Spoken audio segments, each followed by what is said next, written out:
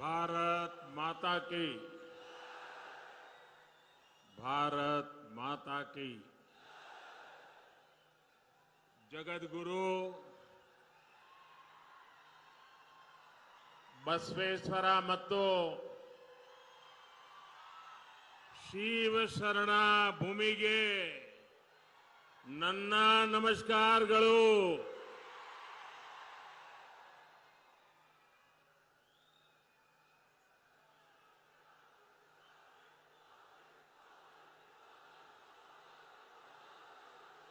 मंच पर विराजमान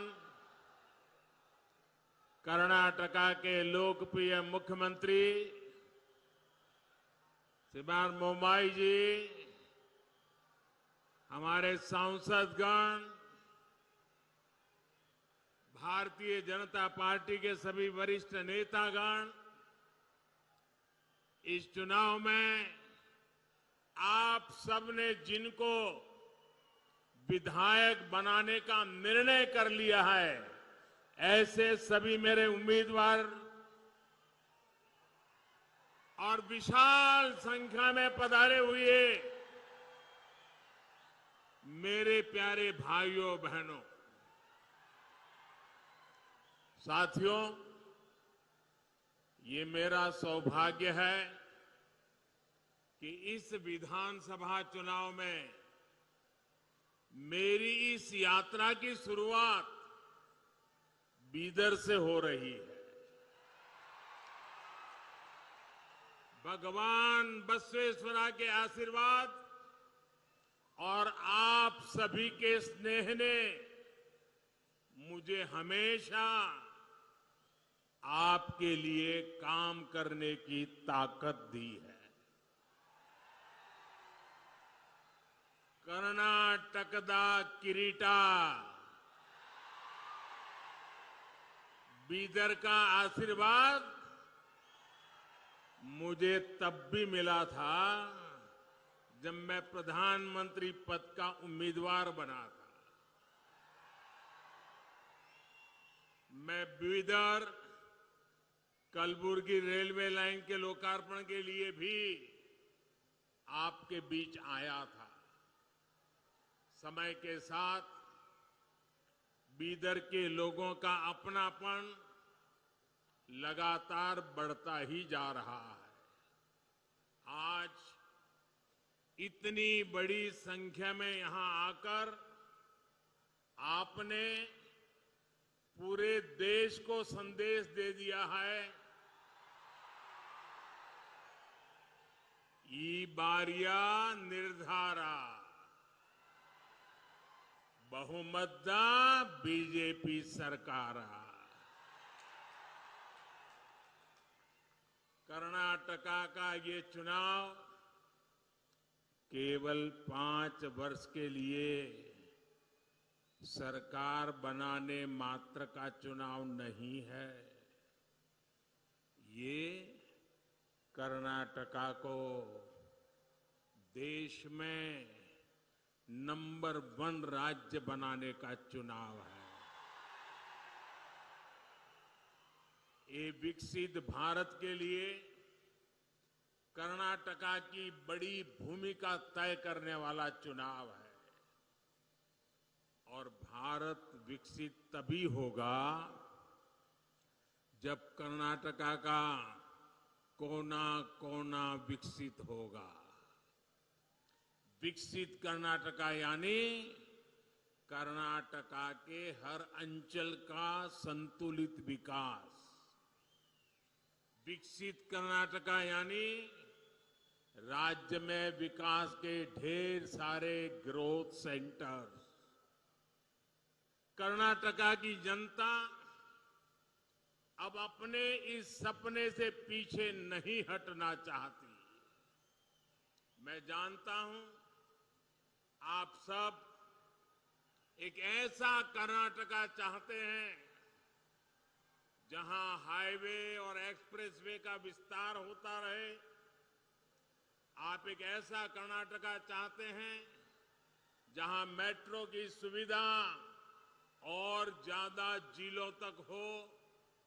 आप एक ऐसा कर्नाटका चाहते हैं जहां अधिक संख्या में वंदे भारत जैसी आधुनिक ट्रेनें चले। आप एक ऐसा कर्नाटका चाहते हैं जहां हर खेत में सिंचाई की आधुनिक सुविधाएं हो। पिछले 5 वर्षों में सामान्य मानवी ने कर्नाटका में विकास की जो रफ्तार देखी है, उसके बाद वो रुकना नहीं चाहते और आपके इस सपने को पूरा करने का बीड़ा बीजेपी ने उठाया है।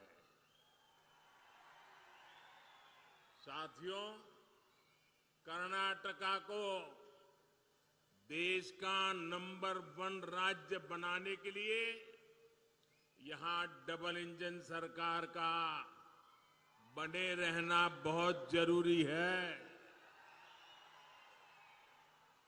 जब केंद्र की बीजेपी सरकार और राज्य की बीजेपी सरकार की डबल शक्ति लगेगी तो कर्नाटका को नंबर 1 बनने से कोई नहीं रोक पाएगा। डबल इंजन सरकार से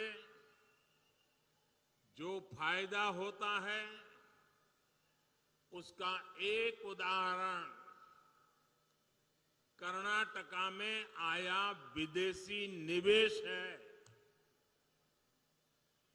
भाजपा सरकार की वजह से देश में विदेशी निवेश में रिकॉर्ड बढ़ोतरी हुई है। इसकी वजह से कर्नाटका में भी रिकॉर्ड विदेशी निवेश आया है।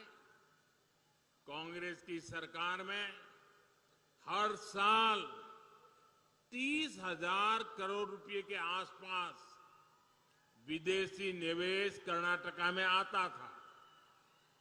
बीजेपी की सरकार में अब हर साल करीब 90,000 करोड़ रुपए का विदेशी निवेश कर्नाटका में आ रहा है।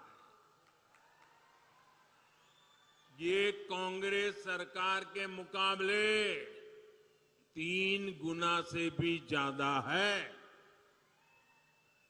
और आपको ध्यान रखना है, ये उपलब्धि किस समय हुई? इतना बड़ा महामारी का संकट था, युद्ध चल रहे थे, उसके बावजूद भी ये हासिल किया है। साथियों, डबल इंजन का सरकार का मतलब होता है डबल बेनिफिट, डबल स्पीड। जब कर्नाटका में डबल इंजन सरकार नहीं थी तो छोटे छोटे प्रोजेक्ट्स को पूरा करने में सालों लग जाते थे। पानी की कमी क्या होती है, ये कर्नाटका के किसानों, यहां की माताओं बहनों से बेहतर कोई नहीं जान सकता। कांग्रेस सरकार उसके समय देश भर में 100 से ज्यादा ऐसी सिंचाई योजनाएं थी जो दशकों से लटकी हुई थी।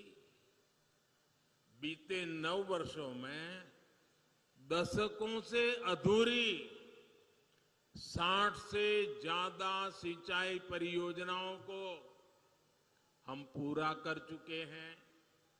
इनमें से अनेक प्रोजेक्ट कर्नाटका के भी हैं। यहां बीदर में भी महकर लिफ्ट इरिगेशन परियोजना जैसे अनेक सिंचाई के प्रोजेक्ट पर आज तेज गति से काम चल रहा है। साथियों, आज आप सभी देखते हैं कि पीएम किसान सम्मान निधि किसानों का कितना लाभ किया है। अब छोटे छोटे खर्चे के लिए किसानों को यहां वहां भटकना नहीं पड़ता।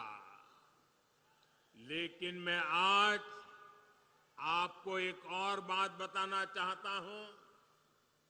जब हमने ये योजना शुरू की थी तो यहां कांग्रेस और जेडीएस की ही सरकार थी। लेकिन ये लोग लाभार्थी किसानों की सूची केंद्र सरकार को भेजने में ही रुकावटें पैदा करते थे, लिस्ट नहीं भेजते थे। बताओ, आप सोच सकते हैं कांग्रेस जेडीएस को किसानों से कितनी नफरत है।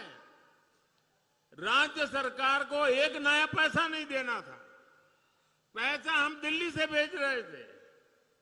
उनको तकलीफ ये थी कि बीच में कोई कटकी नहीं हो रही है, माल खाने को मिल नहीं रहा है, ये सीधा उनके बैंक खाते में जा रहा है, इसलिए लिस्ट ही नहीं देते थे। साथियों, जब कर्नाटका में भाजपा की सरकार यहां आई तो उसने यहां के लाखों किसानों के नाम केंद्र की हमारी सरकार को भेजे। आज उसी वजह से यहां के लाखों किसानों को पीएम किसान सम्मान निधि के पैसे मिल रहे हैं। इतना ही नहीं, केंद्र सरकार ने अगर हर किसान के लिए 6,000 रुपया भेजे तो यहां की भाजपा सरकार ने उसमें 4,000 रुपया और जोड़ दिए, यानी किसानों को और ज्यादा मदद। मुझे खुशी है कि पीएम किसान सम्मान निधि का लाभ कर्नाटका के लगभग 60 लाख किसानों को मिला है। उन्हें केंद्र और राज्य सरकार से मिलाकर 18,000 करोड़ रुपए मिले हैं, जिसमें से लगभग 400 करोड़ रुपए तो यहां बीदर के किसानों को दिए गए हैं। आप जरा याद कीजिए कि कैसे कांग्रेस की सरकार भोले भाले किसानों को हर चुनाव के पहले कर्ज माफी के नाम पर धोखा देती थी। चुनाव से ठीक पहले वो किसानों के कर्ज माफी का ड्रामा करने लग जाते थे और कर्ज माफी धरती पर कभी उतरती नहीं थी। ये इन्होंने छत्तीसगढ़ में वादा किया, राजस्थान में वादा किया, अभी तक किसानों के खाते में कुछ गया नहीं है। और जो जाता था वो भी उनकी पार्टी से जुड़े हुए कुछ ही किसानों को जाता था। ऐसे किसान जिनका बैंक में खाता हो, जिन्होंने बैंक से लोन लिया हो, उन्हीं के नसीब में ये कुछ दाना पानी डाल देते थे। जबकि सच्चाई ये थी कि जिन करोड़ों छोटे किसानों को सबसे ज्यादा मदद की जरूरत थी, उनको तो न कभी बैंक में खाता था, न बैंक ने कभी वो 1 रुपये का उनको लोन दिया था। वो तो बेचारे बाहर से, बाजार में से, साहूकार के पास से महंगे ब्याज से कर्ज उठाते थे और कर्ज माफी का फायदा उनको तो कभी नसीब ही नहीं होता था। कांग्रेस का असली यही चेहरा है। साथियों, इस क्षेत्र में गन्ना भी बहुत होता है। कांग्रेस ने गन्ना किसानों को भी अपने हाल पर छोड़ दिया था। हम गन्ना किसानों की समस्याओं को भी प्राथमिकता पर दूर कर रहे हैं। गन्ना किसानों की मदद के लिए ही हमने पेट्रोल में इथेनॉल की ब्लेंडिंग बढ़ाने का फैसला किया। आज देश पेट्रोल में 20% इथेनॉल ब्लेंडिंग की तरफ तेजी से आगे बढ़ रहा है। कांग्रेस सरकार के समय देश में सिर्फ 40 करोड़ लीटर इथेनॉल का उत्पादन होता था। अब हमारी सरकार में इथेनॉल का उत्पादन बढ़कर 400 करोड़ लीटर से भी ज्यादा का हो गया है। इथेनॉल का उत्पादन बढ़ने से, पेट्रोल में उसकी ब्लेंडिंग बढ़ने से सबसे ज्यादा लाभ गन्ना किसानों को भी हुआ है। इस बजट में हमारी सरकार ने गन्ना किसानों के हित में एक और बड़ा फैसला लिया है। हमने गन्ना कोऑपरेटिव्स को, यूपीए सरकार ने जो चूना लगाया था 10,000 करोड़ का चूना, हमने इस बजट के अंदर उस 10,000 का जो उन पर चूना लगाया था वो भी माफ कर दिया। हमने उसकी राहत भी दे दी। इसका भी लाभ देश के गन्ना किसानों को मिलेगा। हमारी सरकार ने मिलेट्स, श्री अन्न को अंतर्राष्ट्रीय बाजार तक पहुंचाने का भी अभियान चलाया है। हमारे यहां तो ज्वार की रोटी आप लोगों को बहुत पसंद है, घर घर में खाई जाती है। ये ज्वार और उसकी रोटी जब दुनिया के कोने कोने में पहुंचेगी तो उसका भी लाभ यहां के किसानों को होगा। साथियों, गरीब की तकलीफ कांग्रेस को कभी समझ नहीं आई। उन्होंने गरीबी देखी नहीं है। और कांग्रेस वो दल है जो विकास में भी राजनीति करती है, रोड़े अटकाती है, नकारात्मकता में भरी पड़ी है।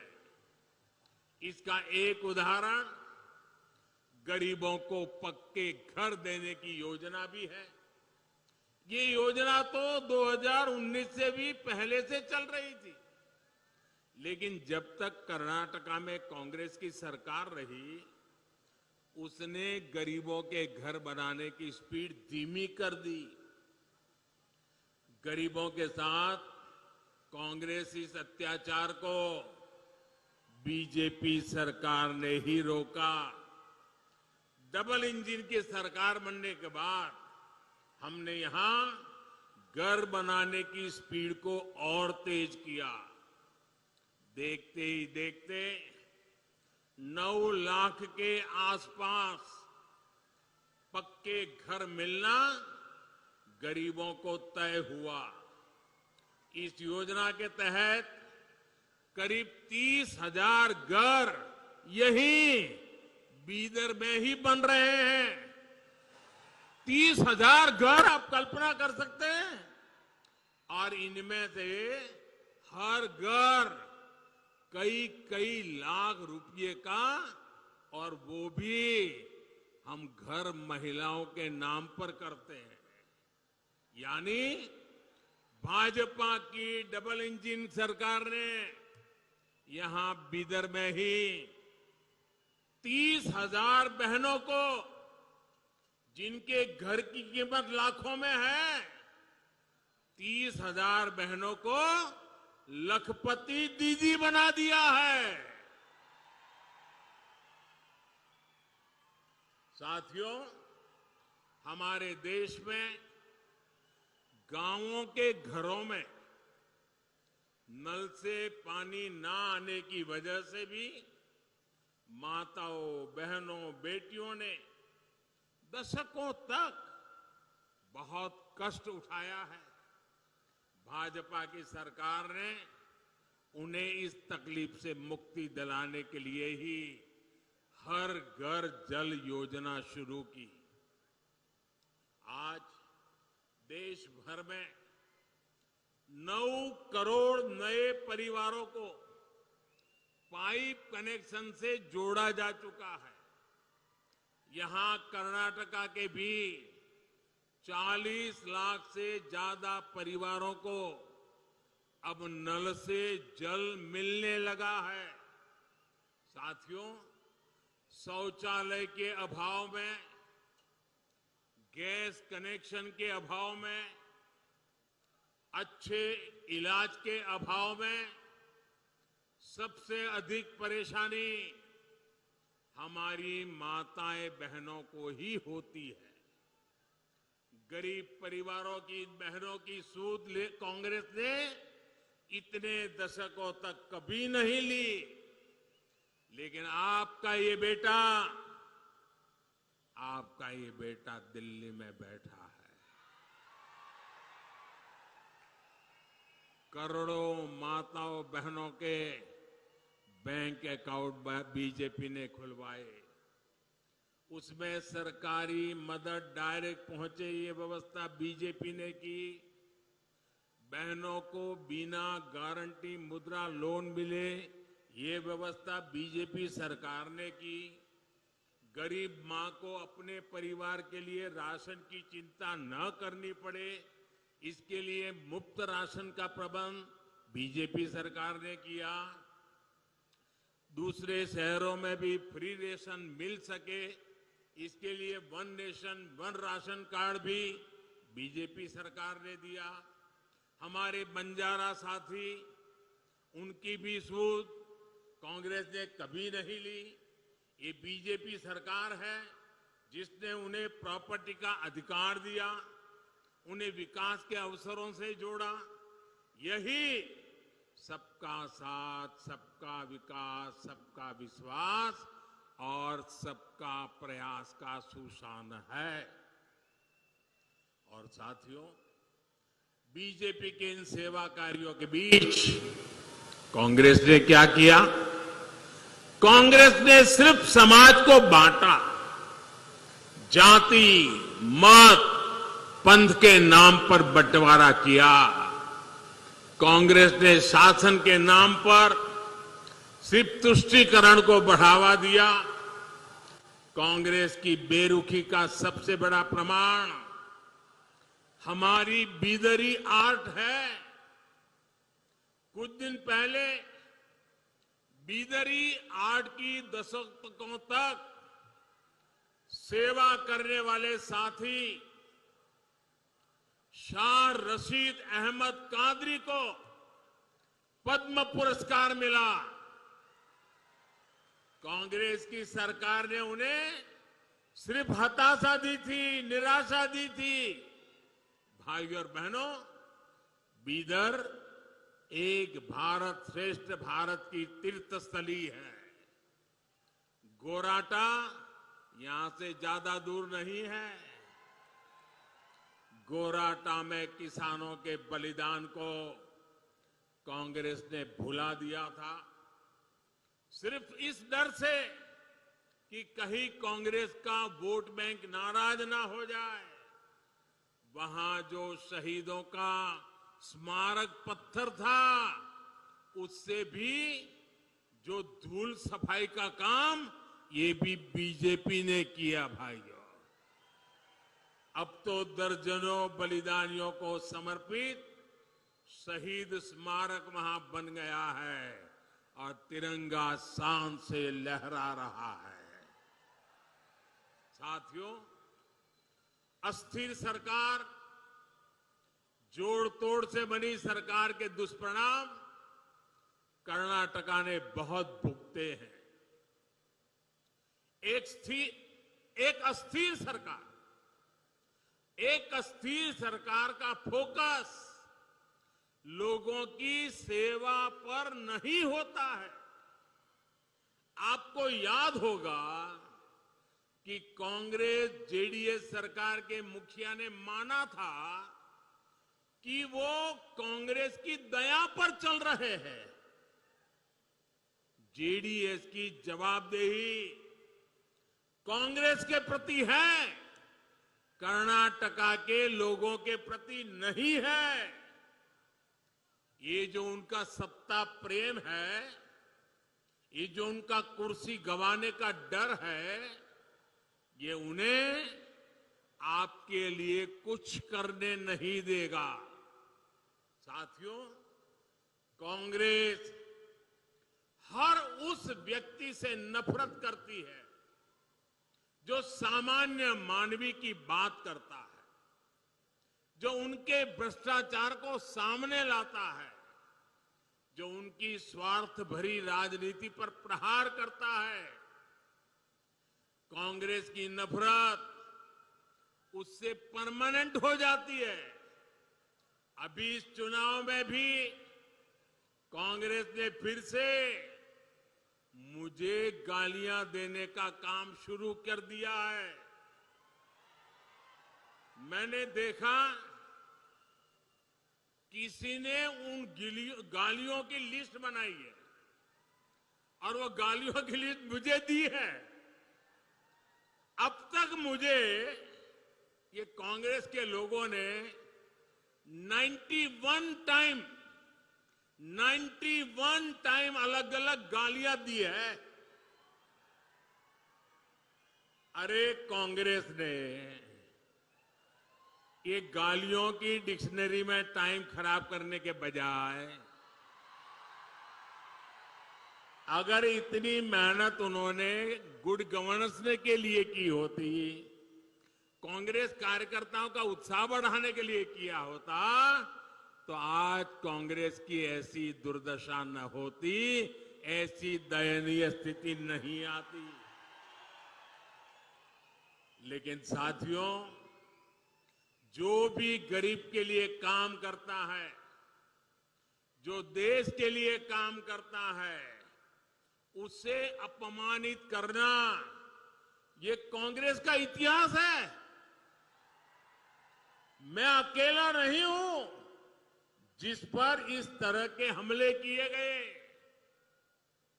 आपको मालूम है पिछले चुनाव में चौकीदार चोर चलाया, फिर आगे बढ़ गए मोदी चोर चलाया, फिर पूरा ओबीसी समाज चोर है चलाया, और अभी तो चुनाव की शुरुआत हुई कर्नाटका में और मेरे लिंगायत भाइयों बहनों को भी चोर कहने की हिम्मत कर दी।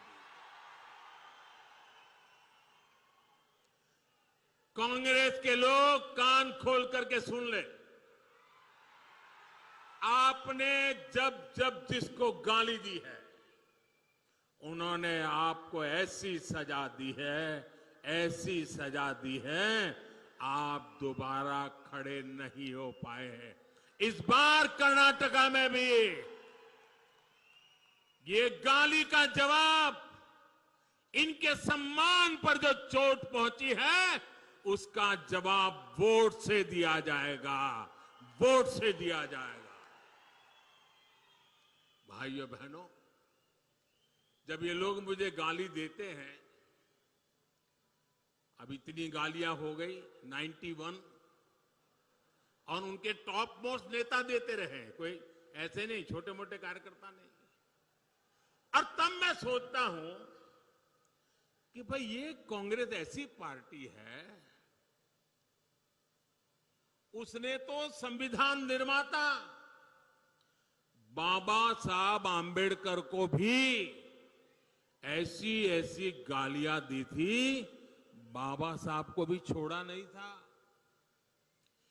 एक बार खुद बाबा साहब ने सार्वजनिक तौर पर विस्तार से बताया था कि कांग्रेस उन्हें बार बार गालियां देती है। कांग्रेस ने बाबा साहब को क्या क्या नहीं कहा। कांग्रेस बाबा साहब को राक्षस, राष्ट्रद्रोही, दगाबाज दोस्त, आप सुनकर के हैरान हो जाएंगे। उस जमाने में बाबा साहब जैसे महापुरुष को कांग्रेस ने ऐसी ऐसी गालियां दी थी। कितने ही अपमानजनक शब्दों से वो आए दिन बाबा साहब को अपमानित करते थे। आज भी हम लोग देखते हैं कि कांग्रेस कैसे वीर सावरकर जी को गालियां देती रहती है। कांग्रेस ने देश के जिन महान सपूतों को गालियां दी है, बड़े से बड़े महापुरुष, उनकी गालियों के शिकार हुए हैं। और जब ये सब मैं देखता हूं तो मुझे लगता है चलिए कांग्रेस भी मुझे इतना उन लोगों की तरह सम्मान देती है जो उन्होंने बाबा साहब आंबेडकर को दिया, जो उन्होंने वीर सावरकर को दिया, वैसी ही गालियां मोदी को दे रहे हैं। अब बाबा साहब वीर सावरकर की तरह अगर वो मोदी को गाली देते हैं तो मैं तो इसे उपहार मानता हूं। और कांग्रेस गाली देने में समय बर्बाद करती रहेगी, मैं जनता जनार्दन की सेवा में अपने आप को खपाता रहूंगा। दिन रात काम करूंगा, ज्यादा काम करूंगा। आपके आशीर्वाद से सारी गालियां मिट्टी में मिल जाएगी दोस्तों, सारी गालियां मिट्टी में मिल जाएगी। और कांग्रेस वाले लिख करके रखें, आप जितना ज्यादा कीचड़ उछालोगे कमल उतना ही ज्यादा खिलने वाला है। भाइयों बहनों, आपके आशीर्वाद से मुझे कर्नाटका की सेवा करने से रुकना नहीं है, और ज्यादा सेवा करनी है। पूरी दिल्ली को आपकी सेवा के लिए मुझे लगाना है। इस बार फिर एक बार कर्नाटका को तेज विकास के लिए पूर्ण बहुमत की, ये मेरे शब्द याद रखिए, पूर्ण बहुमत की स्थायी और मजबूत बीजेपी सरकार चाहिए। और इसलिए एक ही बात मैं बार बार कहता हूं, ई बारिया निर्धारा, ई बारिया निर्धारा बहुमतदा बीजेपी सरकारा। कर्नाटका डबल इंजन सरकार चाहिए ताकि केंद्र और राज्य सरकार के बीच तालमेल रहे, हर जगह रुकावटें ना आए। कर्नाटका को डबल इंजन सरकार चाहिए ताकि इंफ्रास्ट्रक्चर के प्रोजेक्ट में तेजी से पूरे हो। कर्नाटका को डबल इंजन सरकार चाहिए ताकि विदेशी निवेशकों का भरोसा मजबूत हो। कर्नाटका को डबल इंजन सरकार चाहिए ताकि कर्नाटका कांग्रेस का एटीएम नहीं बल्कि देश का ग्रोथ इंजन बना रहे। कर्नाटका को डबल इंजन सरकार चाहिए ताकि केंद्र की गरीब कल्याण की योजनाएं बंद ना हो। भाइयों और बहनों, मुझे पूरा विश्वास है कि 10 मई को भारी संख्या में आप पोलिंग बूथ तक पहुंचेंगे और कमल के फूल पर बटन दबाएंगे। इस बार का वोट विकास के अमृत काल के लिए, इस बार का वोट कर्नाटका को देश का नंबर 1 राज्य बनाने के लिए। आप सभी का बहुत आशीर्वाद हम सबको मिलता रहे। कर्नाटका में भाजपा के उम्मीदवारों को आपका आशीर्वाद उन्हें आपकी सेवा में और ज्यादा परिश्रम करने के लिए प्रेरित करेगा। भाइयों बहनों, इतनी शानदार सभा कर दी, अब ऐसा तो नहीं होगा ना बस अब तो काम हो गया है, चलो जाओ सो जाओ, अब तो जीत जाएंगे, ऐसा नहीं करोगे ना? जरा जवाब दीजिए, नहीं करोगे ना? बूथ में जाओगे, हर घर जाओगे, मतदाताओं को मतदान के लिए निकालोगे, भाजपा की बात बताओगे, पक्का करोगे? अच्छा, मेरा एक काम करोगे आप लोग? करोगे बताइए, पक्का करोगे? ईमानदारी से करोगे? घर घर जाकर के करोगे? तो एक काम करिए, 10 मई के पहले सभी मतदाताओं के घर जाइए और जाकर के उनको कहिएगा कि आपके सेवक मोदी जी हमारे बीदर जिले में आए थे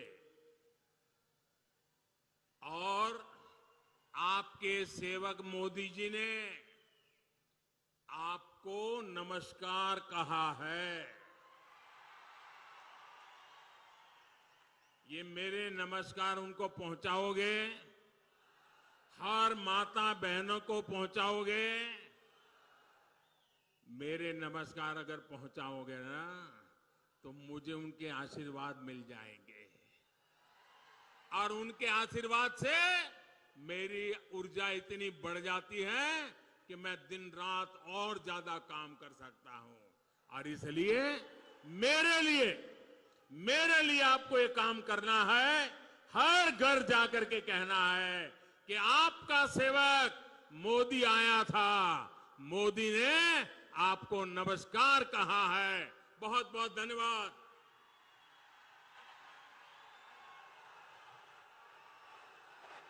ಭಾರತ್ ಮಾತಾ ಕಿ ನಮ್ಮ ದೇಶದ ಮಹಾ